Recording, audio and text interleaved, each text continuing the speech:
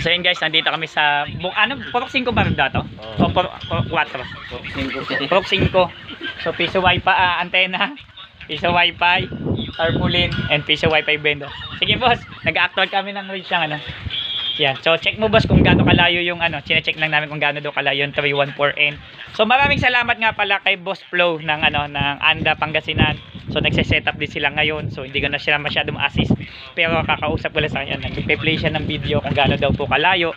So this is not the actual test kasi nga po tawag dito hindi pa nataas yung antenna. So ito is lang. Tawag dito lang siya. Nakababa lang. So syempre, ang sabi ko doon sa customer, ipakita ko kung gaano po kalayo. Yan, so nasa 100 meters. Dito tayo, diretso. Kasi pag lumiko po, ang signal po natin hindi tumatago sa pader. So although malayo ngayon nararating, ang basis po nito ay open wide area. Walang harang, walang puno, walang pader, no? So kahit kahoy nakaharang. So yun. So yan.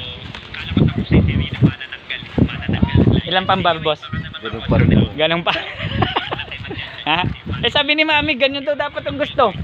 Eh ako sumusunod lang. Baka sabihin na ako yung sinungaling, no? Ayun, hindi na namin kita yung bahay nila. Diba? Sige, lakad tayo, boss. Ha? Kasi hindi ako babayaran ni mami. Kaya nga sabi ko, wag niya akong bayaran pag hindi malayo eh. So, yun, saan galing?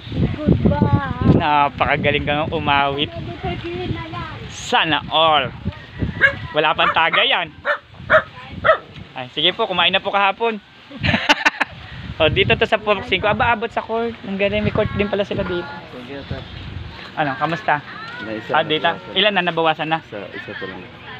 Pero hindi na kasi siya masyadong line of sight, no? Kaya at least malayo. So, yan. So, kaya dapat siya mag-ano pa siya. Eh dahil nga yung nag-ano pa naman siya, pero ang problema diyan.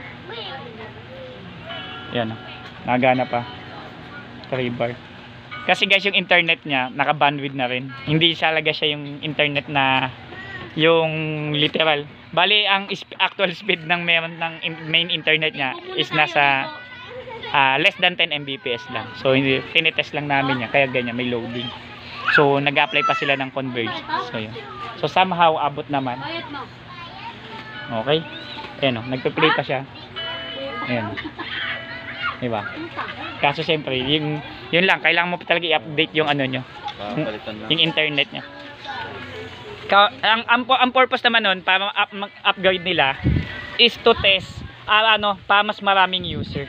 Kasi minsan may nagtatanong, ang basehan doon ng pagkakaroon ng maraming user, antenna, board. Ay, babae kayo. Hindi ho. Lalaki ho. Wala pong pampagupit. Mahirap lang po kami. Wala akong pampagupit eh. Para daw ang babae. Binabae yung loko-loko. Okay, mamaya po kita-kita tayo sa Mendez. So yun. So talagang wala. Tad na kami ng gawa. Wala na magagawa dito sa sistema namin. Ayan, so yan. So tested na. Malayo talaga. So ang nagiging problema na lang namin dito yung internet niya. Kasi internet niya is nakatap lang sa kapitbahay na may kamag-anak din nila na may bandwidth control. Nag-speed test kami, nasa 4 to 7 Mbps na yung actual. Malayo pa yung pinanggalingan, LAN cable lang. So I think malaking losses. So yan, so yan si Bossing. Solve na. So wala na tayong magagawa talaga.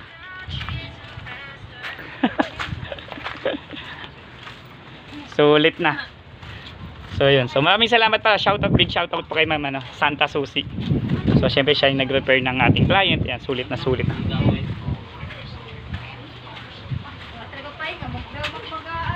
O yan, okay na. So namok piso wifi. Ayan, sulit na. O saan daw umabot, boss? Sa may court daw. Ayun pa may ari. Ay, hanggang sa court lang kami. Hindi pa official kasi nasa baba pa. So sulit na. So maraming salamat po. Kita-kita tayo sa Mendez. Saka free dumbbell pala. May gawa din pala ako mamaya para kay Boss Joshua. Tapusin ko na yung pending ko. Yung abot din po. So maraming salamat po no, kay Ate Andrea, magkikita po tayo, sa dami ko pa po ng pending. So, tsaka ayan, maraming salamat Anda Pangasinan, maraming salamat po sa mainit na pagtanggap, lalo sa piso wifi ko. Sana kumita ka, sipagan mo dyan. Bossing, maraming salamat po. Madam, maraming salamat po. PC mo, gawa mo, don't forget to subscribe.